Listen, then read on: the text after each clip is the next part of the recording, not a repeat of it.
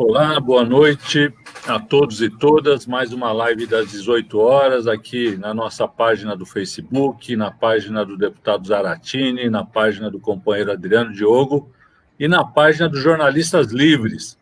Uma live especialíssima hoje sobre judiciário em tempos de crise.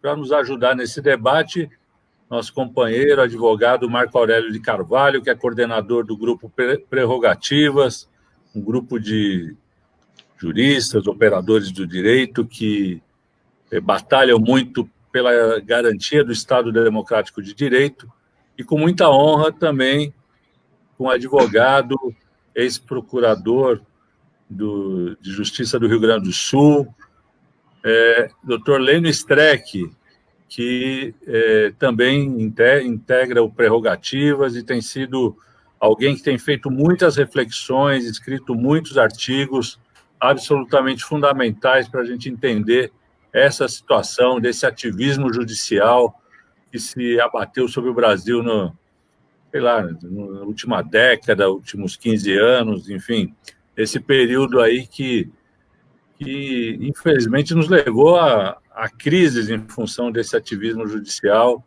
e dessa postura de setores do judiciário. Então, para refletir sobre isso, a gente está aqui com nossos convidados. Antes de passar a palavra a eles, eu gostaria de pedir para que todos que puderem curtir, comentar e compartilhar o façam, para que a gente possa ter um alcance ainda maior dessa nossa live. Então, eu queria, como de praxe, passar a palavra para o deputado Zaratini, dar as últimas de Brasília, e em seguida a gente entra no tema do nosso debate. Zaratini, com a palavra. Boa noite, Donato. Boa noite, Adriano. Queria aqui cumprimentar nossos companheiros aqui, o Lênio Streck, o Marco Aurélio Carvalho, dois grandes batalhadores aí pela democracia em nosso país e que têm atuado de forma muito forte aí na questão do respeito aos direitos fundamentais aqui em nosso país, a Constituição, basicamente. E cumprimentar vocês. Mas, Donato, hoje aqui o dia está mais ou menos calmo, né? Por enquanto, mas o que estamos votando aqui hoje é um assunto que interessa a todo mundo, mas mais particularmente as pessoas que atuam na política, que é o adiamento das eleições, né? As eleições desse ano vão ser adiadas para o dia 15 de novembro, está nesse momento sendo votado, tudo indica, eu acho que não tem mais dúvida, que vai ser aprovado, né? E com isso vão ser adiados todos os prazos de convenções, principalmente convenções e desincompatibilização de cargos que ainda não foram completados. Então, é uma coisa muito importante. Hoje houve uma resistência do governo, do Centrão, né? Alguns queriam a prorrogação de mandatos, que é um verdadeiro absurdo em nosso país, que seria abrir um precedente para liquidar a ordem democrática, né, e os períodos eleitorais, mas nós derrotamos esses caras, o projeto foi aprovado no Senado por larga maioria, e eu acredito vai ser aprovado na Câmara também por larga maioria. Quer dizer que uma luta importante, uma luta democrática, garante o adiamento, garante mais tempo para as campanhas acontecerem, para as convenções partidárias serem feitas com mais segurança, não é? E garante também a possibilidade da presença de todos os eleitores e as eleitoras no dia da eleição, no dia 15 de novembro. Então, eu acho que é uma coisa boa que nós estamos votando aqui hoje. E queria alertar, Donato, hoje as tarifas elétricas em São Paulo foram reajustadas 3,6%. E pior, né, que o reajuste, houve aquelas pessoas que são de baixa renda, que recebem a tarifa social de energia elétrica, que estavam sem pagar durante 3 meses, que tinham tido um desconto de 100%, a partir do mês que vem vão ter que voltar a pagar. Então, além de voltar a pagar, vão ter que pagar com reajuste. Então, nós já iniciamos aqui uma luta para retomar o desconto de 100%. E vamos denunciar esse aumento absurdo que a Enel conseguiu lá na Agência Nacional de Energia Elétrica e que impacta a indústria, impacta o comércio, impacta a toda a população, justamente no momento em que nós estamos vivendo essa crise econômica e crise social. Então, vamos ter muita luta pela frente ainda, Donato. Obrigado, Zaratini. Adriano Diogo, introduz aqui nossos convidados e o tema de hoje, por favor. Marco Aurélio, professor, o tema do dia é o vazamento da agência pública, internet, das relações promíscuas da Lava Jato com o FBI, enfim, toda aquela conexão internacional que o Brasil está tentando entender as consequências disso. Então, vocês dois que fazem esse trabalho maravilhoso, né? Que honra ter o professor Lênio conosco aqui hoje. O que aconteceu? O que vai acontecer no Brasil? Lógico que está tendo essa quase uma correição do Aras lá em Curitiba, né? Que descobriu ou que revelou para o Brasil um verdadeiro esquema de gravação de todo mundo, gravações clandestinas, o Moro reagindo, a TV Globo reagindo, a Lava Jato sendo questionada. Então, podiam vocês, com toda essa capacidade de articulação, esse trabalho maravilhoso de resistência, pudessem traduzir para o grande público o que está acontecendo. Querido Lênio, você quer começar? Não, começa você. Bom, primeiro, boa noite, é uma alegria enorme estar aqui, né, entre pessoas que a gente respeita e admira tanto, querido vereador Donato, Adriano Diogo, que é uma referência para todos nós, incansável lutador aí dos direitos humanos, entre tantas outras bandeiras, e o nosso querido deputado Carlos Zaratini. Queria agradecer a oportunidade, primeiro, hipotecar a nossa solidariedade a cada uma das 60 mil famílias que perderam algum brasileiro nessa crise, que revela a irresponsabilidade desse desgoverno, né? E, Adriano, é inevitável, né, associar uma coisa a outra, né? Quando a gente vê a situação pela qual passa o país e associa, evidentemente, a falta, digamos, de capacidade desse presidente, por outro lado, a gente enxerga a digital, né, do Sérgio Moro, né? Que, afinal de contas, foi ele que levou esse beócio, enfim, à presidência da República, quando tirou, então, o franco favorito das últimas eleições presidenciais do páreo. Ele era, efetivamente, um presidente virtualmente eleito, né? O ex-presidente Lula. Então, eu vou introduzir muito rapidamente para ouvir o Lênio, é sempre um privilégio estar ao lado dele, né? Realmente, essas revelações hoje apenas confirmam o que a gente já vinha denunciando há muito tempo. A Força-Tarefa agiu de forma parcial e criminosa, com o objetivo, inclusive, eleitoral, como eu disse agora há pouco, de tirar, enfim, o Lula das últimas eleições, mas mais do que isso, de condenar o ex-presidente e, com essa condenação, condenar um projeto político, né? A gente sempre soube que eles agiram de forma seletiva e parcial. Então, hoje, na verdade, o que está acontecendo, de certa forma, não deixa de ser, para os advogados que tiveram a coragem ou a ousadia de denunciar o que denunciaram na época em que esse ex-juiz tinha popularidade, não deixa de ter um certo prazer, né, Adriano? Infelizmente, tudo aquilo que a gente dizia que estava acontecendo se confirmou, né? Como disse o Lênio em alguns artigos que eu tive a oportunidade de secundá-lo, né? Na verdade, nós temos um juiz que atuou atirando a flecha e depois pintando o alvo, né? Nós sabíamos que ele começou o processo pelo fim. Ele queria, de fato, condenar, enfim, o ex-presidente Lula, e com isso um projeto político, como eu disse, e, na verdade, fez tudo o possível e impossível e inimaginável para que isso virasse realidade, né? Se associou à Força-Tarefa, os procuradores, combinando o jogo, um juiz que entrou em campo, pôs a mão na bola, fez gol, enfim, de bicicleta, atuou por um determinado específico time, que inclusive depois ele serviu na condição de ministro da Justiça, né? Então são episódios extremamente graves, já para encaminhar para a finalização desse início, para passar, enfim, para o Lênio, mas que nos levam a crer que a sociedade precisa reagir, pedindo que o CNMP, em especial, o Conselho Nacional do Ministério Público, deixe de lado o corporativismo que marca suas ações e que investigue a fundo. Como disse um colega nosso, né, o Cacai, nós não queremos para a Lava Jato nada mais do que a própria Lava Jato dizia querer para todo mundo, né? Já que eles não têm nada a temer, que sejam investigados. É importante que sejam investigados. Aproveitar para saudar vários colegas, está aqui entre nós o Roberto Tardelli, mandando um abraço para o Adriano Diogo, para o Lênio, para o Zaratini e para o Donato. Então, Lênio, se você puder complementar, eu não quis aprofundar, porque é sempre uma alegria te ouvir. Bom, obrigado, Mac. Saudar o Donato, o Adriano, o Zaratini. Esse plano de amaldiçoar a política, né? A um determinado momento, eu testemunha disso, né? Quando o primeiro passo para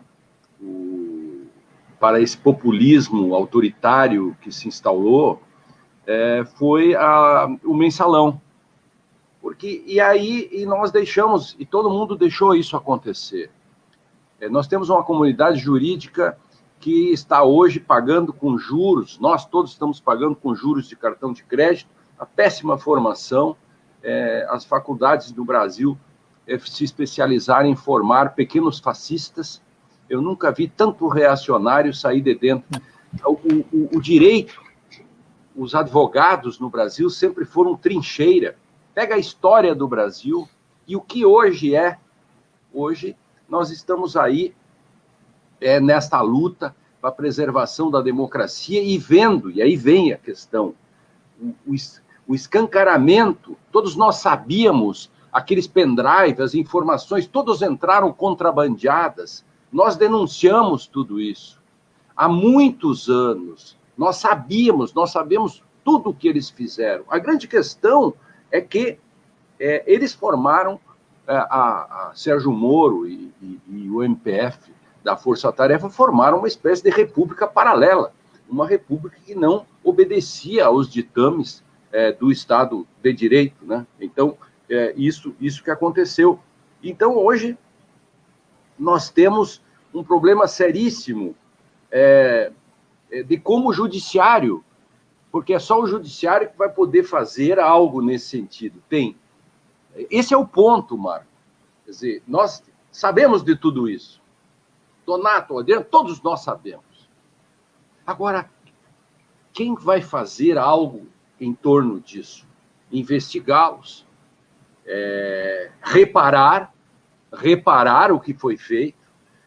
O mandato da presidente foi liquidado por um ato ilegal de um juiz, que hoje nós temos dificuldade de dizer que ele foi parcial. Quer dizer, veja onde nós chegamos. Nós hoje estamos com dificuldade de provar, e você tentou várias vezes, demonstrar que isto foi uma parcialidade. E, nesse sentido, o próprio judiciário como um todo, ele tem uma certa estratégia também, e nós temos que estar muito atentos. E temos que saber observar as estratégias. Por quê? Veja, vocês observam isso, que, de um lado, de repente, os tribunais ou o próprio Supremo é muito progressista num lado, por exemplo, dos costumes. De outro lado, quando ele vai tratar da questão econômica, ele trata de outro modo. Quando os tribunais enfrentam a questão das garantias, eles fazem uma espécie assim de carratino, aquele negócio do truque, né, do filme aquele do Darim, carratino quer dizer que você, ou daquele filme Mera Coincidência, que você inventa uma guerra com a Albânia para poder desviar o assunto. Então, de certo modo, hoje você, sim, tem decisões importantíssimas. Por exemplo, quando se dá um habeas corpus para alguém que furtou um sabonete. E a sociedade toda, os advogados mesmo, dizem, mas que coisa maravilhosa. Ao lado disso, você tem questões importantíssimas que tratam de direitos fundamentais que vão, aos poucos, sendo tirados. Aí você tem aqui uma entrada do CNJ para o júri ser feito de forma de videoconferência. Levamos 2, 3 anos para botar o habeas corpus do Lula ou botar as ADCs em julgamento. Então, eu queria só, muito rapidamente nesse início, mostrar um pouco desse quadro. Todos nós sabemos o que está acontecendo e nos comportamos hoje, aí vem todo o dilema, na frase final minha, que é o meu bordão hoje. O Marco sabe. É como na espera dos bárbaros, lá do Coetzee. O juiz descobre que tem tortura no quartel. E ele era um sujeito tranquilo, ia se aposentar. E ele vai lá embaixo e descobre. O grande drama dele é o seguinte: e agora o que eu faço que eu sei que sei? O grande drama nosso hoje todos sabem o que Sérgio Moro e todos fizeram e o prejuízo que isso causou para a democracia e as gerações daqui para frente. Agora, o que nós vamos saber com tudo isso?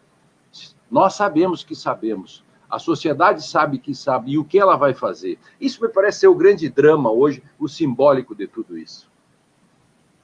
Obrigado, professor. Zaratini, você quer colocar alguma questão? Olha, eu queria falar um pouquinho. Hoje, o Procurador-Geral da República classificou as forças-tarefa. Forças-tarefa são esses grupos de procuradores, né, que foram, e policiais da Polícia Federal e outras polícias, eventualmente, né, que se juntam para fazer investigações. Então, tem a Força-Tarefa da Lava Jato de Curitiba, que é a primeira, né? Depois foi criada várias outras, em São Paulo, no Rio de Janeiro. Rio de Janeiro é aquele juiz Bretas, né? Que é um Durango também, Durão, né?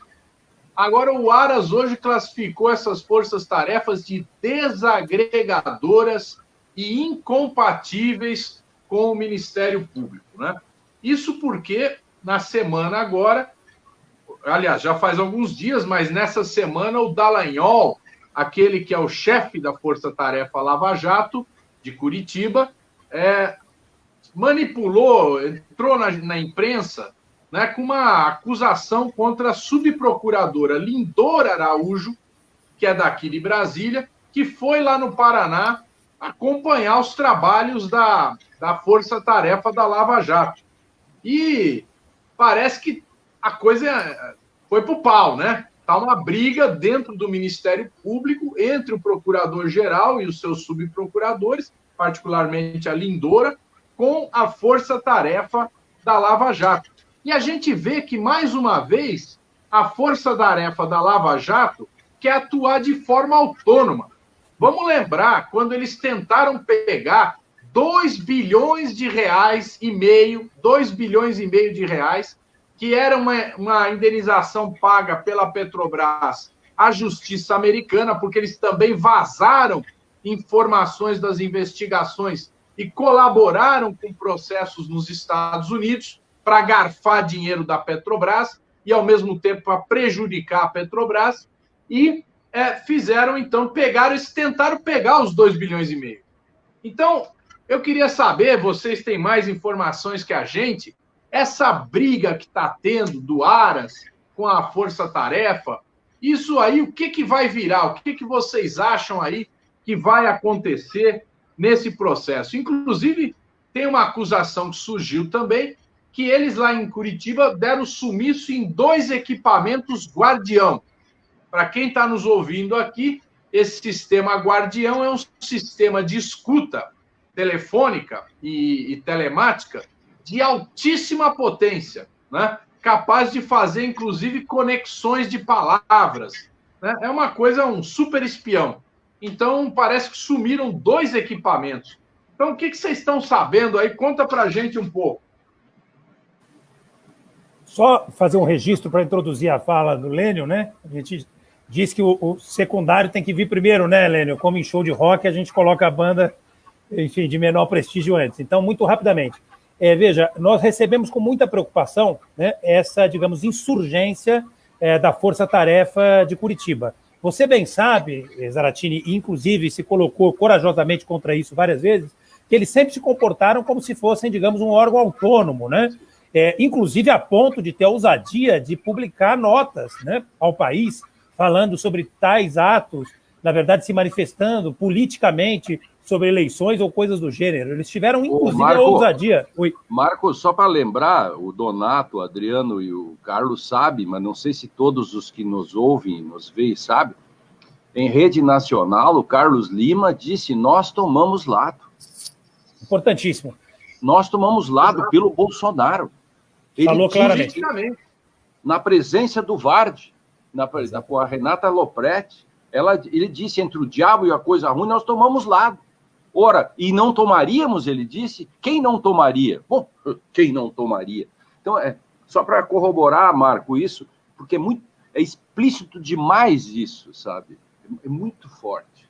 Não, sem dúvida nenhuma. O Lênio acabou de dar um exemplo. Então, eles sempre agiram de uma forma, digamos, bastante autônoma, como se fossem, né, digamos, um órgão independente, plenamente, coisa do gênero, e como força política, propriamente dita, né? Optando por tal ou qual lado, em tal ou qual eleição, como o próprio Lênio lembrou. Agora, a forma como eles se insurgiram em relação a algo que deveria ser, digamos, lido como uma diligência do cotidiano, natural que uma subprocuradora vai visitar uma força-tarefa. Isso acontece, aliás, aos montes em tudo quanto é poder. É natural. O CNJ, por exemplo, faz inspeções nos tribunais de justiça de variados e diferenciados estados, né, da nação. Nós sabemos bem disso. Mas a forma como eles se insurgiram, Adriano, revela muito, né?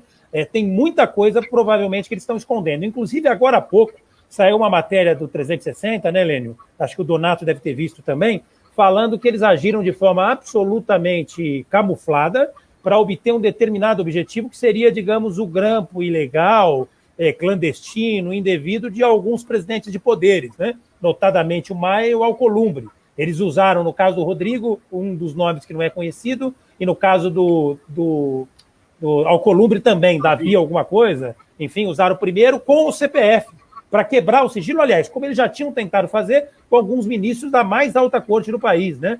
Nós estamos falando aqui do Gilmar Mendes, né, Lênio? E do próprio Toffoli, que eles tentaram quebrar o sigilo através, na verdade, da perseguição que promoveram contra a esposa dele. Então, o receio deles, evidentemente, é que esse modus operandi seja descoberto.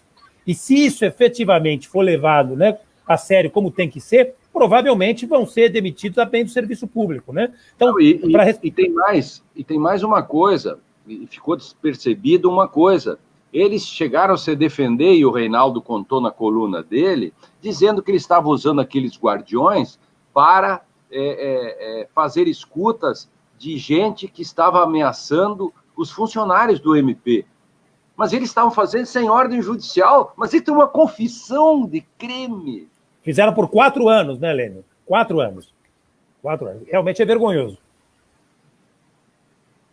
Agora, só para concluir esse pensamento, eu acho que, veja, nós estamos diante de uma oportunidade única, né? Muita gente está olhando com pessimismo esse segundo semestre do judiciário, né? Eu acredito, Zaratini, Adriano, Donato, tenho falado muito sobre isso com o grupo Prerrogativas, com o Lênio em especial, que o judiciário está diante de uma oportunidade única, singular, de se reacreditar.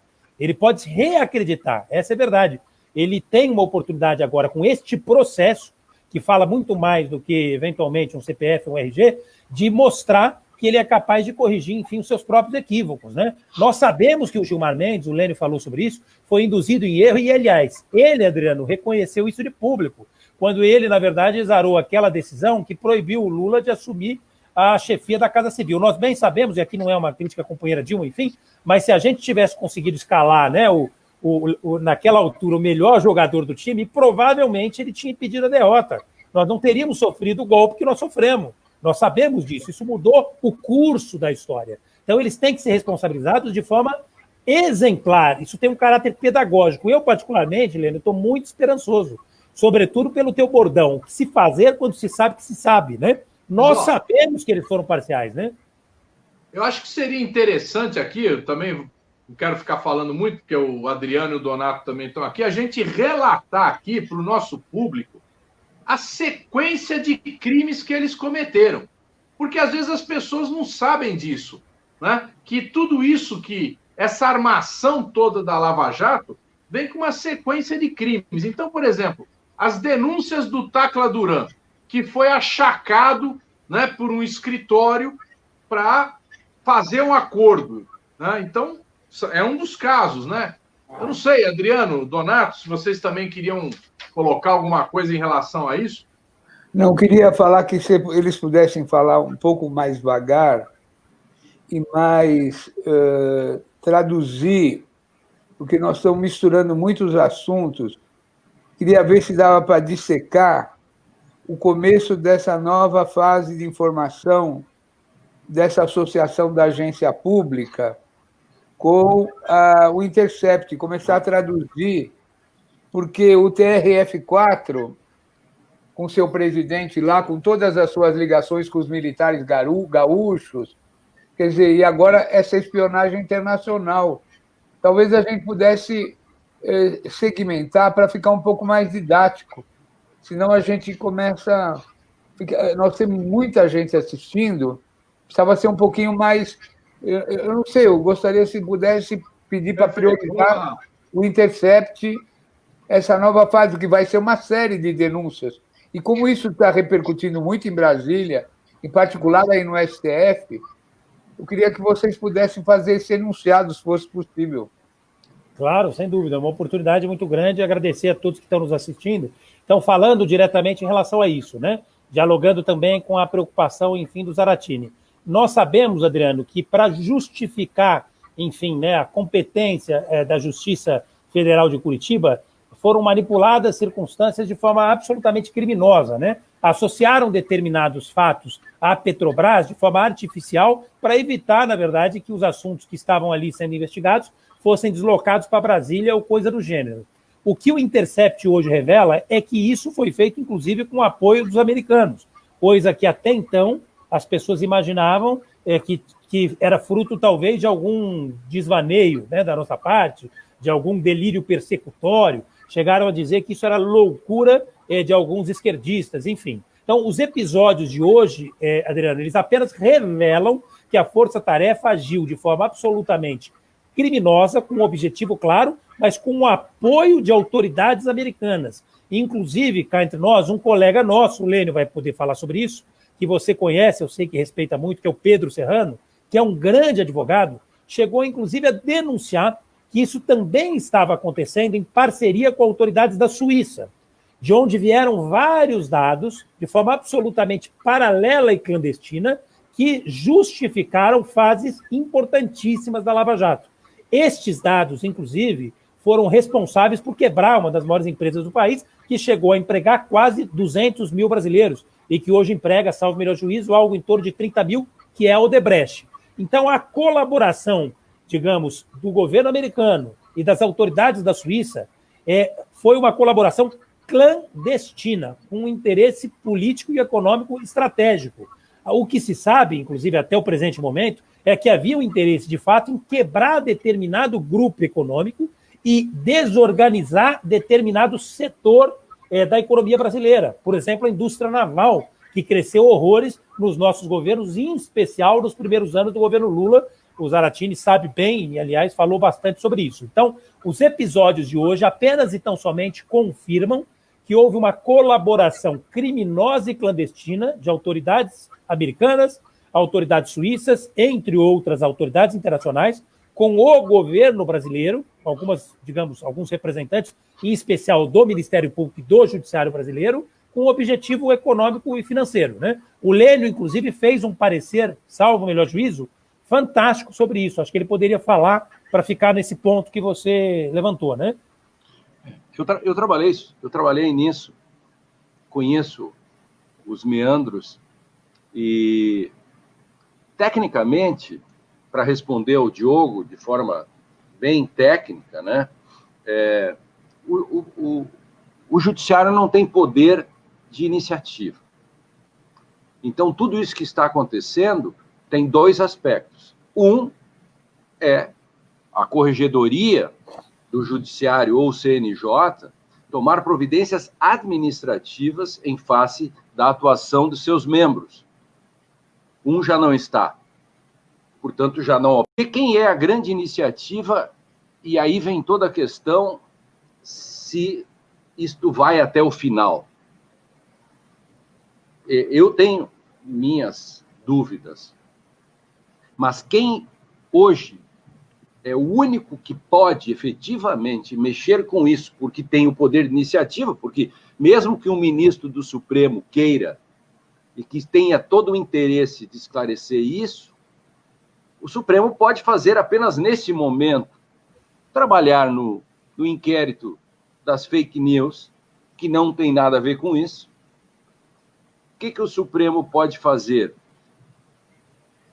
Julgar a suspeição imediatamente do caso do ex-presidente Lula, que com isso já você resgataria uma parte da história, e com isso cairia todo esse castelo. Só, por mais que o ministro do Supremo hoje esteja indignado ou convencido de que houve uma trapaça, ou tudo isso que o Marco e vocês estão dizendo que está no Intercept, enfim, não precisamos... Ele não pode fazer nada. Ele pode, no máximo, ir depor numa CPI como qualquer cidadão. Quem pode fazer? Procurador-Geral da República. É com ele que está toda a nação, e aí vem toda a pressão que nós temos que fazer, porque é ele que pode, porque ele é o chefe do Ministério Público brasileiro, ele tem o poder de requisição, os promotores, procuradores têm independência funcional, mas não podem tudo. E cada um que cometeu algum deslize, ele pode requisitar imediatamente o procurador-geral os inquéritos. Então, vai depender tecnicamente do Ministério Público. Do Ministério Público. Mesmo que a Polícia Federal fosse fazer alguma investigação, ela fica dependente, de todo modo, daquele que a controla, que é o próprio Ministério Público. De novo, volta ao Ministério Público. Ou seja, tudo isso está na mão do Aras. É por isso que nós fizemos um texto esses dias elogiando a atuação do Aras, que resolveu enfrentar. Não sabemos as dimensões. Estamos preocupados, estamos vigilantes, mas sabemos que se ele não quiser, isto acaba assim mesmo. O parlamento poderia fazer uma CPI dura, que depois mandasse os resultados. Mas não creio que o parlamento, Zaratini, tenha clima ou no meio da pandemia para fazer uma CPI de verdade, porque envolve questões internacionais. Não sei se eu faria. Mas seria um auxílio muito grande e que até forçaria o procurador-geral. Nós já conseguimos as assinaturas aqui para uma CPI. Né? O problema é que o presidente Rodrigo Maia não quis instalar essa CPI. Né? Ele alega, mas vocês têm uma CPI boa lá, que é a CPI das fake news, que de fato está investigando muita coisa e que vai chegar em muitas coisas importantes. Já está chegando, né? Mas ela está parada também por conta da pandemia. Agora, o Donato, não sei se queria fazer alguma questão aí, está na votação aí, Donato? Mas estou com um olho no gato e outro no peixe aqui. Estamos aqui. Eu queria fazer uma colocação, uma pergunta para o professor Lênio. O senhor falou que, esse ativismo judicial tem suas raízes lá no mensalão, na Ação Penal 470. Eu queria que o senhor pudesse explicar, se for possível, de que maneira os interesses do capital financeiro, da mídia oligopolizada, com setores da burguesia, eles acabam capturando os setores do judiciário. De que maneira isso dá? Como é o nascedouro disso, né? Porque, na medida que eles perderam várias eleições, eles foram para esse caminho, né? Saíram do caminho das urnas e foram para o caminho de, através do judiciário, inviabilizar um projeto mais generoso com o nosso país, né? Tem um desenho do Pink do cérebro, não sei se vocês já viram. O Pink sempre quer dominar o mundo, o cérebro quer dominar o mundo e nunca consegue. E há um determinado momento que ele tem a grande ideia. Ele faz concurso para juiz. Vale a pena, existe aí. Eu escrevi um texto sobre isso, inclusive, está no Conjuro. É uma metáfora, uma alegoria, brincando um pouco com isso, porque há um determinado momento, e isso demandaria uma outra explicação, a gente pode fazer num outro dia. Eu quero ser muito rápido para tentar responder ao Donato. Há um certo imaginário,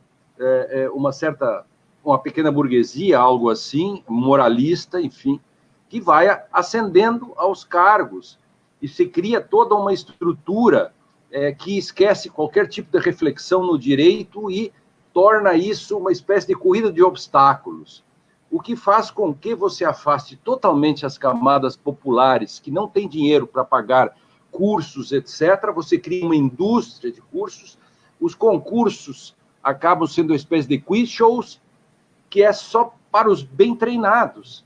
E aí, exatamente, uma parte dessa classe média chega ao poder. O mensalão é contingência. O mensalão é algo que aconteceu, não por invenção de ninguém dessa turma da Lava Jato, etc. Isso aconteceu. Só que ele tinha os ingredientes. As primeiras pitadas do mensalão foi amaldiçoar a política. Claro, este é um grande projeto comprado pela própria mídia, no sentido de que você faz com que criminalize a política, você tem o espaço para que você substitua a política e substitua as próprias instituições, fazendo uma ligação direta. E aí caiu no colo, e aí sim, planejado já, com a questão internacional que está se vendo agora, o toque final, projeto político do Sérgio Moro, que está aí, candidatíssimo, etc. O projeto político confessado, eu estou apenas dando fatos, e eu sou o cara que acredita em fatos, eu acredito no Carlos Lima. Ele era o chefe da força-tarefa da Lava Jato. Ele vai na televisão, na Globo News, e diz: nós assumimos lado. Bom, eu vou desmentir o chefe da Lava Jato? Some-se a isso todo o comportamento do Moro durante todo esse período, e nós teremos o quê? Aconteceu tudo. Tiraram a Dilma, explicitamente, aquilo ali planejado, soltaram aquelas, todos sabem disso, e a sucessão de fatos, até o vazamento do Palocci, que não se sabe o que aconteceu com isso depois, mas serviu para fazer o estrago, esse conjunto de fatos fez com que nós chegássemos a esse trabalho. Claro, a CPI das fake news, elas apenas agora estão tratando de uma parte, porque, de um lado, as redes sociais ajudaram a fomentar isso, porque o Sérgio Moro sempre disse, e o Dallagnol, nada disso nós teríamos conseguido sem o apoio da mídia e das redes. Exatamente. Se tivessem planejado isso no ano de 2000, alguém diria, isso é distopia. Ninguém acredita nisso. Agora, eu queria perguntar para vocês, se vocês permitirem, professor, tem toda uma suspeita de corrupção dentro da Lava Jato. Por exemplo, o caso do doleiro dos doleiros, o Dário Messer, né, que durante um período aí passou incólume, né, aí na Lava Jato.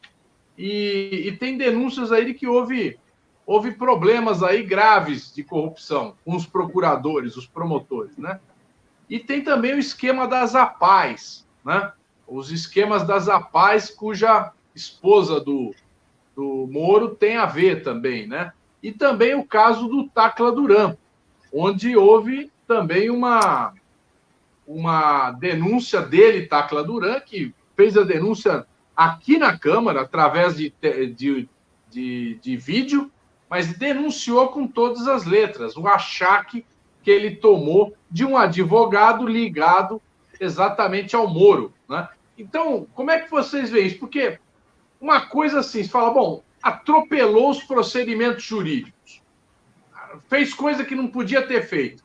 Já foi denunciado bastante, ainda não foi reconhecido, mas já foi muito denunciado e a gente tem que continuar denunciando. Mas, além disso, parece que também eles queriam ganhar um dinheiro ali. O caso do fundo da Petrobras, 2,5 bilhões. Então, as palestras do Dallagnol. Então, parece que tem muita coisa fedendo aí também, né? O que vocês avaliam desse aspecto, vamos dizer, não propriamente jurídico da Lava Jato? Zaratini, acho que você falou uma coisa muito importante, né? Vou fazer um rápido registro para o Lênio poder abordar esse tema. Nós temos um número enorme de procedimentos dentro do CNMP que simplesmente não deram em nada, exatamente porque o órgão, Adriano, é muito corporativista, né? Como, em regra, são, entre aspas, as corregedorias, né? Porque esses sistemas de fiscalização e controle, eles precisam ser muito bem pensados, porque se eles só têm representantes do órgão que eles pretendem, entre aspas, fiscalizar, né? fica complicado realmente eles imporem algum tipo de punição, né? São colegas falando sobre colegas. Infelizmente, nós sabemos que todos são humanos e suscetíveis a todo tipo de pressão. O CNMP teria na verdade, na essência, fazer essas investigações de natureza administrativa, né, administrativo-disciplinar, e, infelizmente, não tem feito. Nós temos, na verdade, um procedimento, inclusive, que foi levado ao conhecimento do Conselho e que me deixou perplexo, Adriano, que é aquele procedimento do outdoor. Não sei se vocês lembram, um determinado procurador pagou, né, Lênio, do bolso, né, um determinado outdoor com o objetivo de incitar essas hordas, que já eram hordas bolsonaristas e que depois se organizaram como tal nas eleições, mas com o objetivo de colocar o povo contra determinados agentes políticos, contra determinados personagens da política brasileira. Sabidamente houve um conluio com o corregedor e com o investigado, eles combinaram qual seria o deslinde desse caso. Então, por aí você imagina realmente em que mãos que nós estamos. Infelizmente, a tendência, se não houver uma pressão da opinião pública, da sociedade de um modo geral, do parlamento, da imprensa, né, se resolver fazer o seu papel, infelizmente a tendência é que aconteça a mesma coisa em relação a esses episódios. Mas creio eu, não sei se eu estou sendo exageradamente otimista, Adriano, mas creio eu que no segundo semestre, com o julgamento da suspeição, com a coragem do decano, ministro Celso de Mello, com a coragem do ministro Gilmar Mendes, do próprio ministro Lewandowski, acredito que agora a ministra Carmen Lúcia, o próprio ministro Fachin, conhecendo os fatos revelados pela Vaza Jato, possam rever os seus posicionamentos. Acredito que nesse julgamento esse tipo de coisa vai ser analisada. Porque a suspeição não é só a suspeição, entre aspas, do juiz, do então juiz Sérgio Moro. É a ação criminosa desse juiz com a força-tarefa. Eles agiram de forma seletiva para perseguir um determinado grupo político, um determinado projeto, e fecharam os olhos para o outro grupo político. Para perseguir o PT, né, Marco? Exato. Tem que falar com todas as vezes, para perseguir o PT e o Lula. E vou falar uma coisa antes de passar para o Lênio, Adriano. Tem um caso gravíssimo para a gente ver como esse juiz, esse marreco de Maringá, agiu. Um amigo nosso, conselheiro federal da Ordem, lembrou esses dias a gente a respeito desse episódio, Adriano. Tinha uma lista de deputados federais do PSDB, numa determinada operação, enfim, né, da Lava Jato, para evitar, milindrar o PSDB e para evitar o deslocamento de competência para Brasília, eles simplesmente ignoraram essa lista, não apareceu até hoje. Então, olha o escândalo. E, infelizmente, Zaratini, eu acho que esses fatos só vão ser investigados se houver pressão. O Lênio, eu, Auri e outros colegas, inclusive, fomos ao CNMP para discutir a formação daquele fundo bilionário, né, aquele fundo de 2,5 bi que você aqui denunciou. Infelizmente, não temos notícia por hora de qualquer procedimento apuratório que tenha sido originado dessa provocação. O próprio senador Renan Calheiros, Adriano, entrou com 3 ou 4 procedimentos administrativos que, por enquanto, não deram em nada. Mas eu acho que se houver pressão, e esses episódios todos ajudam a gente a criar pressão, a situação, a partir do segundo semestre, tende a ser diferente. E por uma única específica questão, já passando para o Lênio, se não for por princípio, que seja por inteligência. Esses poderes estão se desacreditando.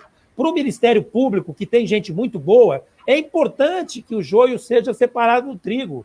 Eu tenho certeza que nem todo promotor age como um Deltan Dallagnol, tentando aproveitar a função que abraçou para conseguir um final de semana num parque, colocar uma boia para nadar num parque aquático. Pelo amor de Deus, o Lênio integrou o Ministério Público, sabe? O PT, em especial o Genuíno, justiça se faça aqui a ele, grande figura, grande brasileiro, lutou muito para o Ministério Público ter o tamanho que tem hoje na Constituição Federal. Então eu estou esperançoso, apesar de tudo, porque gente como o Lênio está tendo coragem de se levantar e de fazer a denúncia. E tem algumas pessoas acordando nos tribunais superiores. Enfim, falei demais, Lênio. O Zaratini, uma das coisas que você poderia fazer, não sei, o Marco, como fazer isso pelo grupo, ou o Zaratini, ou alguém, fazer pedido de informações em que pé está a investigação do Januário. Januário Padula. Porque se chamava os filhos de Januário. Ele era tão poderoso, porque ele era o chefe, e aí ele tem essa denúncia contra ele. Em que pé está isso? Sabe? Isso era importante saber, porque o tempo vai passando e essas coisas vão se indo. Por exemplo, O Supremo Tribunal, eu acho que tinha que passar no dia ou dias antes, para todo o Brasil, nós teríamos que passar a entrevista do Carlos Lima, dizendo que eles tinham lado todas aquelas gravações do Intercept, que hoje já não se nega mais, porque isso também é um fato agora. Quem hoje nega que aquilo da Intercept era verdadeiro e mostra exatamente a parcialidade que eles tiveram. A questão toda, e aí volta o jurídico, se discute, além de todos esses atos todos que foram postos aqui, esse rosário de coisas que envolve, inclusive, segurança nacional, que envolve, inclusive, a independência do Brasil com relação à questão da indústria nacional, tudo isso. Mas vamos ficar no ponto jurídico. A suspeição de Moro. O que mais no Brasil um juiz precisa fazer para ser considerado suspeito? Essa é a pergunta que tem que botar em outdoors. Bater o réu, Lênin, como você já disse. Só batendo no réu. Ele tem que bater no réu. Qualquer país do mundo, isto já teria. Vocês sabiam, Adriano, que o Tribunal dos Direitos Humanos da União Europeia, a tese vigorante lá é o seguinte: não basta o juiz ser imparcial, tem que parecer imparcial. Se na opinião pública se desconfia que ele não é, isto já é um indício forte para anulação do processo. E eu tenho vários acórdãos aqui de lá que mostram exatamente, esse é um caso de um juiz da Áustria que pré-julgava todos os casos, como o Sérgio Moro. O tribunal anulou tudo. Por quê? Não só porque ele não era imparcial, ele não parecia nem um pouco imparcial. E alguém tem dúvida se Sérgio Moro parecia imparcial? Então, essas coisas todas, eu quero saber como que nós vamos nos olhar nos olhos depois disso. Isto é o simbólico, é muito mais do que isso. O que nós vamos dizer para os alunos na faculdade de tudo isso que aconteceu? O que o judiciário vai responder? Porque o judiciário, ele atendeu às demandas da Lava Jato, todas. E foi enganado por ela. Veja, o ministro Gilmar Mendes foi enganado pela gravação. Isso tudo está na conta dos débitos. A história vai cobrar. Esse é o ponto. E nós temos que bater em cima disso, Marco. Nós temos feito um trabalho de denúncia, Adriano, em relação a isso. Nós estamos escrevendo artigos semanalmente, estamos participando de simpósios, de lives. Nós estamos fazendo registro histórico, Donato Zaratini, que nós cremos, muito sinceramente, de que vai haver uma releitura. Ninguém vai poder devolver ao presidente Lula os 580 dias, nenhum desses dias, que ele passou indevidamente no cárcere de Curitiba. Mas o presidente Lula, que tanto fez pelo país, com certeza vai colocar esses dias a serviço da reforma do sistema de justiça. É essa a nossa crença sincera, que este caso possa ser julgado agora dentro desta percepção, para que não aconteça com outros Lula da Silva, com outros Silvas, ou com quem quer que seja. Nós não desejamos isso nem para a própria Força-Tarefa. Que a Força-Tarefa possa ter, em relação à investigação que ela merece sofrer, o respeito e a observância ao devido processo legal. Vamos respeitar a presunção de inocência, embora me pareça que a culpa ali está mais do que consumada. Vamos deixar o Deltan arrumar um advogado para se defender, mas está na hora desse povo ir para o banco dos réus. Eles que desprestigiaram tanto a atividade da advocacia, que criminalizaram a advocacia, vão precisar, Adriano, de advogados para se defender. Então, eu acredito que a gente tem um encontro marcado. Tudo na vida é cíclico, né? O PT já foi a mosca do cocô do cavalo do bandido, né? Agora, ao que parece, a população está se dando conta de que era feliz e não sabia. O pior é que muita gente sabia que era feliz e acabou insuflada por parte da imprensa, né? Essa é a verdade, a tomar um outro caminho. Então, eu acho que nós, do nosso campo, vamos viver dias melhores. O desafio é muito grande, como falou o Lênio, mas o nosso mantra tem que ser esse. O que a gente tem que fazer quando sabe que sabe. Está na hora da gente pressionar os poderes, de modo geral, para que eles não se desacreditem a tomar as providências que precisam tomar. Então, esse julgamento do segundo semestre é muito importante, para além da situação do próprio Lula, né? Enfim. Tá fechado o seu áudio. Você acha que os direitos políticos do Lula serão devolvidos no segundo semestre? Você acha que a consequência... a Suprema Corte... Sim. A consequência da anulação... A consequência, né, Lenho? Porque é o seguinte, o que vai acontecer, Adriano? Eles vão discutir a modulação dos efeitos, né, Lenho? Eles vão discutir até que ponto, na verdade, você tem que voltar para trás caso a parcialidade tenha que ser declarada. Como, na verdade, esse juiz instruiu, né, o processo, e instruiu mais do que isso, a gente bem sabe, né? Nós entendemos que a anulação tem que ser plena, total. Então, o processo tem que voltar para a origem. Voltando para a origem... Eu não tenho dúvida. Se for declarada a suspeição, a parcialidade... Eu não tenho falado muito, eu falo em suspeição, mas eu insisto na questão da parcialidade. Exato. Entende? Porque às vezes a gente fica falando, mas é muito difícil você declarar, porque o direito brasileiro está cheio de armadilha. Se você olhar o Código de Processo Penal, você não consegue nunca declarar a suspeição de um juiz. Sabe por quê? Você precisa ser inimigo figadal, capital. Só inimigo não basta. E assim por diante, sócio, etc. Bom, se você fizer um checklist, o Sérgio Moro pode dizer, eu não gostava do Lula, mas não gostava assim, no sentido de, como eu odiava. Eu apenas era um inimigo, não era inimigo capital. Bom, então não era suspeito. Aí que está a armadilha. Aí que tem que trabalhar em cima da palavra parcialidade. Perfeito. A parcialidade, esse é o ponto. O mundo todo trabalha com essa noção. Não se fala em suspeição na Europa, por exemplo, se fala em parcialidade, porque essa é a palavra-chave. O Moro foi parcial. Eu não me importa se ele foi suspeito, insuspeito, ele foi parcial. E sendo parcial, é suficiente para o enquadramento, porque ele não foi imparcial. Todos os documentos que o Brasil assinou com o mundo, tratados, etc., diz os tribunais, a garantia principal é a imparcialidade. O documento com o interamericano, imparcialidade. Pois muito bem. Se alguém é parcial, é porque não foi imparcial.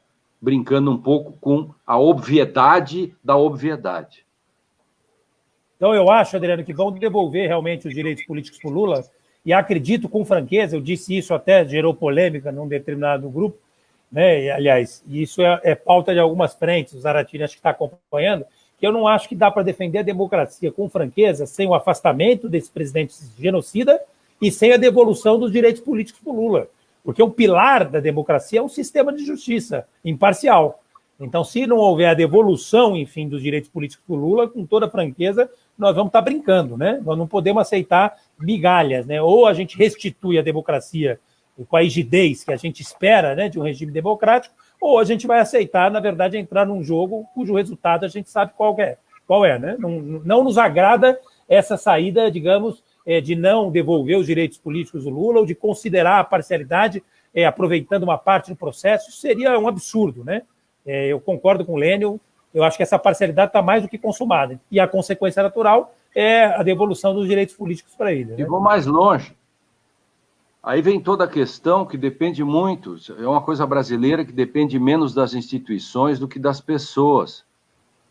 O Procurador-Geral da República, com todos esses fatos novos que vem chegando aí, poderia surpreender a nação e colocar o seu parecer no julgamento da parcialidade e dizer, de fato, houve parcialidade, o que representaria 50% ou mais nesse processo todo, o que seria um gesto de grandeza, ele entraria para a história, exatamente quem entra desacreditado, às vezes pode surpreender, como agora ele está com a faca e o queijo na mão, quero ver se ele corta e vai até o final, e poderia ainda por cima mostrar o grau de independência do Ministério Público, ao ponto de ir contra aquilo que disse antes, porque no meio do caminho tinha uma pedra. Ele tropeçou, sentiu e a contingência pode fazê-lo mudar de ideia. Quem sabe? Quem sabe? Quem sabe? Vamos torcer, né? O problema, Adriano, é que geralmente, uma vez eu comentei isso com o Zaratini, algumas das nossas autoridades, Lênio, têm a faca e o queijo na mão. Pegam a faca, cortam o dedo e sujam o queijo, né? Então, esse aqui é o problema. Nós temos que torcer para que isso não aconteça, né? Mas eu tô esperançoso, viu, Adriano? Uma parte importante da sociedade está se levantando. Os nossos parlamentares, em especial a bancada dos deputados federais, tem sido muito combativa. E agora, infelizmente, né? Digo infelizmente porque a gente queria realmente acreditar que tudo o que a gente denunciava não era verdadeiro, né? No fundo, dá um prazer, mas também dá uma angústia, né? Saber que nós somos vítima de uma armação, enfim, dessa natureza, criminosa, né? A organização criminosa estava ali, instalada na 13ª Vara de Curitiba. E, aliás, agora ele está querendo a OAB, né, Lênin? Ele que desrespeitou as nossas prerrogativas está querendo a OAB. Nós fomos criticados na Folha de São Paulo por estar batendo nesse assunto. Né? Mas o Zaratini, eu vejo você, deputado federal, fico pensando assim, né? Antigamente, ainda no tempo da ditadura, os grandes expedientes eram usados, né, para pautar algumas grandes questões, né? Eu acho que, claro, agora estamos no meio, até isso atrapalha, quer dizer, não tinha nada e veio esse coronavírus. Por exemplo, os grandes expedientes do parlamento e no Senado seriam usados, obviamente que auxiliados devidamente, tecnicamente, não que precisem, mas dos dados todos, para demonstrar para a nação, aproveitar aquilo, e até para mostrar para alguns deputados e senadores que ainda não sabem toda a história, né? Alguns não sabem porque não querem saber, mas outros, quem sabe, essas coisas todas, né? Porque são tão flagrantes, é tão simbólico isso no sentido da democracia brasileira, porque o objetivo disso era acabar com a democracia. Não tenha dúvida disso. Havia isto tudo que é uma questão simplesmente institucional. Basta ver o conceito de democracia. Quer dizer, quando você enfraquece as instituições, as democracias começam a ser enfraquecidas. O outro ponto foi enfraquecer o judiciário.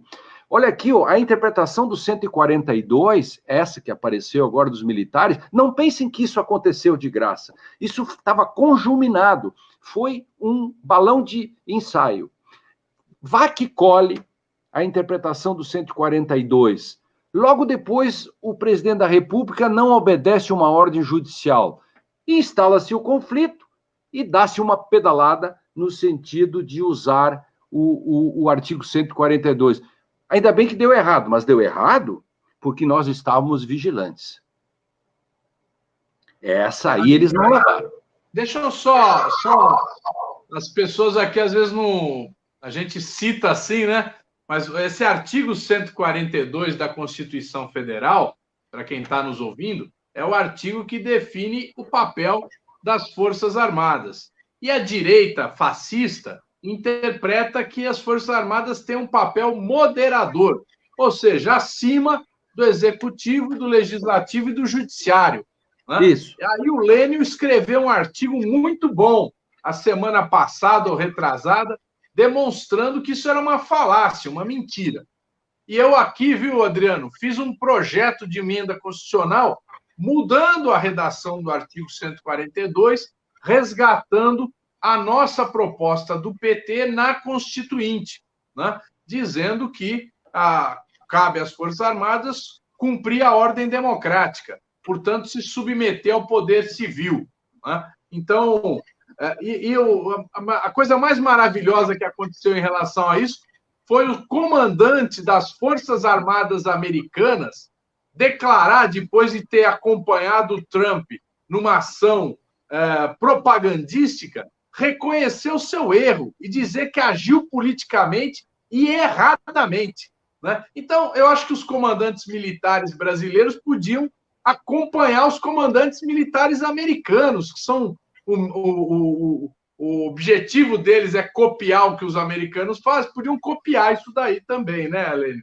Eu acho que seria muito bom se eles fizessem isso. Evidente, evidente, evidente. Mas esse foi uma jogada que eles deram com os burros na água. Agora não terminou o jogo, né? E também esse é o momento de se ficar atento com relação a esse novo episódio. Veja que isso aí é contingencial. Nós não pensávamos há 2 meses atrás que essa questão do Aras querer compartilhar dados daria esta sístole e essa diástole dentro do próprio sistema, e que ainda por cima viessem informações a mais do Intercept, e sabe-se lá o que vem amanhã. No Brasil, ninguém morre de tédio, e a gente não consegue nem fazer previsões sobre o dia de ontem, que fará sobre o dia de amanhã. Exatamente. Pessoal, preciso sair. Abraço. Grande aula hoje, maravilhoso dia. Preciso ir embora. Tchau, fui. Valeu, abraço. Tchau. Eu queria fazer 2 perguntas ainda, Donato, não sei seu tempo, como é que está, mas 2 questões que me parecem importantes aí, né? Teve aqui um companheiro que estava, eu não estou achando aqui, é tanto comentário aqui que a gente se perde, mas teve uma pessoa que estava nos assistindo aqui que falou, poxa, mas esse Aras foi nomeado pelo Bolsonaro, né? Aliás, foi nomeado sem respeitar aquela escolha, aquele processo de votação que é feito pelo Ministério Público. E ele está lá, então, por livre e espontânea decisão do Bolsonaro. E agora ele assume essa postura que muita gente entende como uma postura para defender os seus filhos, né? Particularmente o senador, né? E não para exatamente defender a justiça. Então, tem esse entendimento, quer dizer, que existe uma manipulação do Aras contra a Lava Jato para defender os filhos do Bolsonaro. Como é que vocês veem isso daí? Vocês acham que é esse? E a Rede Globo usa isso também. Para defender a Lava Jato, a Rede Globo ataca o Aras, né? Ataca a PGR, para dizer que, olha, ele está querendo encobrir os crimes da família Bolsonaro. Então, eu queria... É uma coisa complexa, difícil. Como é que vocês entendem isso? Esta é a pergunta de $1 milhão. Ganhou. Mas eu posso fazer a resposta como uma brincadeira. Que pode se chamar de dialética, né? Um tempo que se estudava isso, né? Vocês lembram? Dialética, um negócio antigo. Pois é. Pensa comigo. Tem razão o nosso querido telespectador. Afinal, o Aras foi indicado fora da lista tríplice, tem o negócio dos filhos, tudo isso. Agora, pensem comigo. A Dilma indicou ministros que... eu preciso fechar o raciocínio. Opa. Que também surpreenderam. Por que o Aras não pode surpreender o Bolsonaro, como, por exemplo, alguns ministros do STF surpreenderam Zé Dirceu e tanta gente? Por exemplo, na votação do habeas corpus do Lula e outros, e que surpreenderam. E por que o Aras não pode ser a surpresa dentro da mesma lógica? Quem sabe? Porque você achava que alguém poderia, digamos, não que alguém que seja nomeado precisa, obviamente, desculpe, tenho que dizer isso, obviamente, um ministro supremo nomeado por o presidente precisa votar com o presidente, porque ele não é, agora tem que votar conforme a Constituição, etc, etc. Por isso que alguns nos surpreenderam, correto? Aras também não precisa obedecer o Bolsonaro, porque ele é o homem mais poderoso da República, o Procurador-Geral da República. Quem sabe ele, de fato, encarna a figura do Procurador-Geral da República e leva adiante a questão até o final. Nunca se sabe. Só completando, Zaratini, uma coisa que eu acho importante.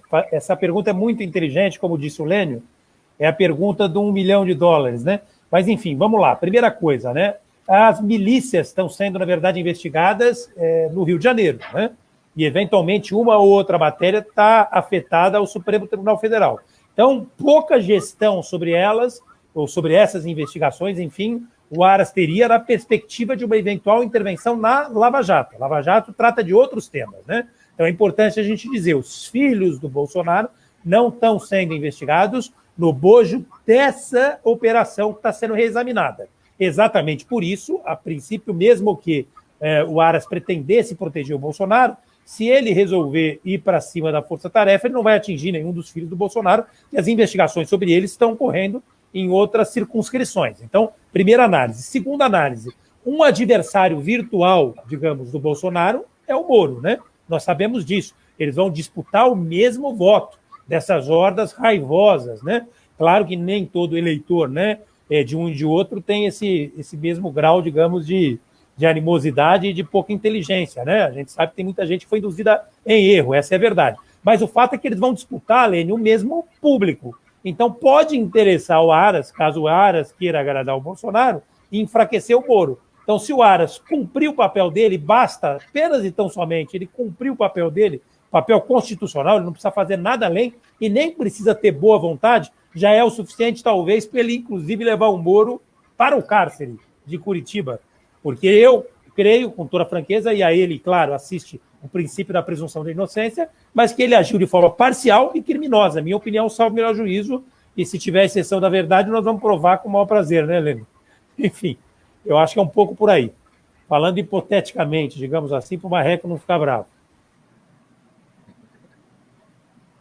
Bom, é isso. Zaratini, tem mais alguma questão? Eu quero, para encerrar, Donato, nós estamos já 1h07 no ar aqui, um dos nossos recordes de tempo, né? Aqui a gente trabalhava com 40 minutos, passou para 50 e agora já está 1h07.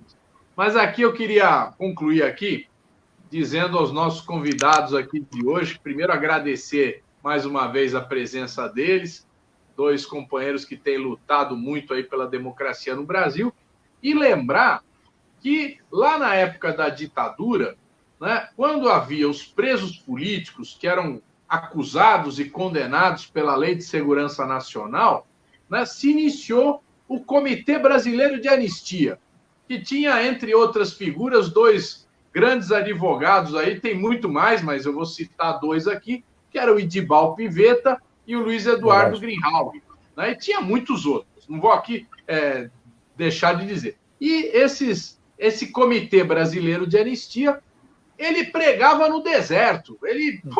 Eu me lembro que o meu pai era preso político, ele pregava no deserto. Era uma coisa dificílima, né? Porque a imagem dos presos políticos era de terroristas, né? Eram os terroristas que punham bombas e etc. Então, aquilo, até se formar o movimento de anistia, nós demoramos vários anos, né? Vários anos. Então, eu acho agora, Marco, você que é o nosso organizador aí do Prerrogativas e junto com outros, né? Tá na hora da gente criar algum movimento desse tipo, sabe? De revisão desses processos, como nós fizemos na época do Comitê Brasileiro de Anistia.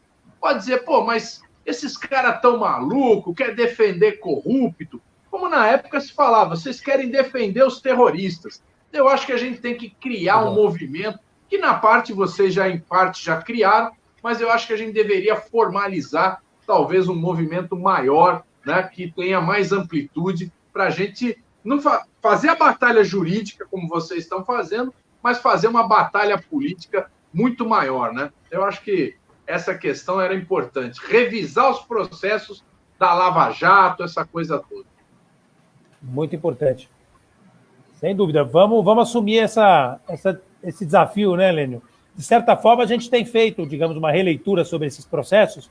Nós vamos publicar, inclusive, em breve, né, alguns textos a respeito disso. O Lênio está fazendo a curadoria, mas a ideia é fazer uma revisão em relação a esses procedimentos. Não há a menor dúvida. Eu acho que uma revisão para que seja feita a reparação. Não a reparação devida, mas a reparação, digamos, possível, né? Como eu disse, nós não vamos devolver para o presidente Lula um dia sequer, um minuto sequer, da liberdade que foi criminosamente tirada dele.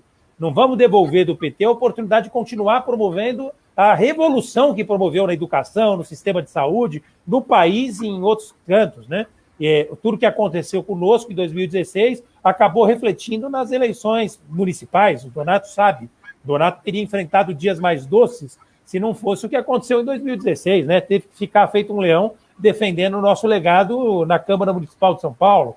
Então, nós não vamos conseguir, enfim, devolver para o PT, devolver para o povo brasileiro, para os nossos companheiros que foram injustiçados com criminosas condenações, nada além, talvez, do que efetivamente a gente possa realmente defender. Mas, como reparação, é importante esse desafio. Você tem toda a razão. E é o que o presidente Lula disse. Ele conquistou o direito de andar com a cabeça erguida, olhando para todos nós.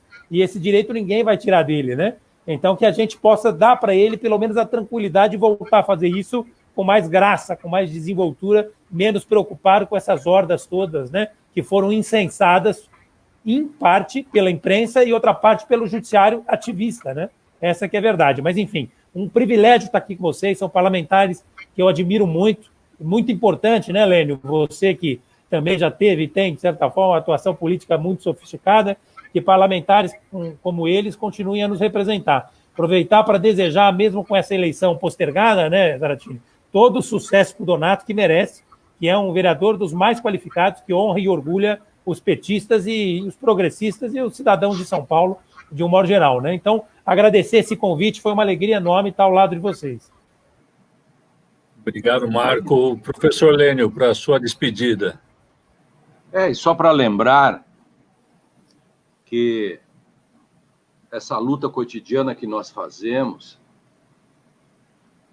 quando aconteceu em 16 de março de 2016 aquela virada jurisprudencial sobre a presunção da inocência, o presidente Lula não era nem indiciado. Nós fizemos a ação, tudo isso, pensando nos milhões de brasileiros que eram vítimas de prisões antecipadas. E assim por diante. Todas as coisas eu quero que as pessoas pensem nisso, e é importante sempre a gente poder levar isso para as milhões de pessoas. E que isso nós estamos fazendo é para cada um deles. Porque as garantias, a democracia, tudo isso, são para todas as pessoas. Nós não estamos simplesmente preocupados com A, B ou C, nós estamos preocupados com o todo. Existem algumas questões muito mais flagrantes, evidentemente, afinal, ninguém pode negar os fatos que aconteceram, por exemplo, de alguém numa prova ilícita do modo como foi feito pelo Moro, conscientemente, tanto é que ele depois pediu desculpa em 32 laudas, sobre... Aliás, ele é bom de pedir desculpa, né? Acabou de pedir desculpa agora de novo, botou a culpa na estagiária ou na mestranda sobre um artigo aí, que copiaram um pedaço lá. Aliás, um aluno meu, sabia, Marco? Não sabia, não. A vítima é um aluno meu. Vixe, mas esse é copartícipe, né? Ah, não, a vítima é o que sofreu o plágio, não o que cometeu. A vítima sim, a vítima do plágio, enfim. Ele pediu escusas. De novo, claro. Escusas. Aliás, na época eu escrevi um artigo no Conjur dizendo que o Sérgio Moro inventou um novo modo de extinção de punibilidade, o pedido de desculpa. Eu incentivei que todos os advogados do Brasil usassem a carta do Moro, né, para cada vez que o sujeito tivesse furtado ou feito alguma coisa, ele diria: Excelência, eu faço um pedido de desculpas. Aí o juiz, como o Supremo aceitou o pedido de desculpa e todos aceitaram, porque o juiz, afinal, não tem um sistema de precedentes no Brasil, a decisão superior vale mais e vincula as de baixo. Então, todas as pessoas que pediram desculpas também deveriam ter sido isentadas naquele momento histórico, né? Enfim, esse Brasil, se não fosse assim, teria que ser inventado, né? Não tenha dúvida nenhuma. Não tenha dúvida. É isso. Grande abraço a todos. Obrigado, Lênio. Obrigado, Marco Aurélio. Foi muito rica a conversa. Obrigado, Zaratini. Lembrando para todos que nos acompanharam, e foram mais de 250 pessoas aqui que passaram aqui pela nossa sala, que amanhã a nossa live das 18 vai ser às 19, porque a gente vai ter um convidado especial que é o Paulo Galo, que é o líder dos entregadores antifascistas, que fizeram uma grande paralisação hoje, colocando na pauta a superexploração pelos aplicativos, enfim, um tema atual, super importante, e amanhã a gente vai estar aqui com o Paulo Galo às 19 horas. Então, convido a todos que possam assistir essa live, que participe conosco. Obrigado, Lênio, obrigado, Marco Aurélio, obrigado, Zaratini, obrigado. Boa noite a todos e todas e cuidem-se.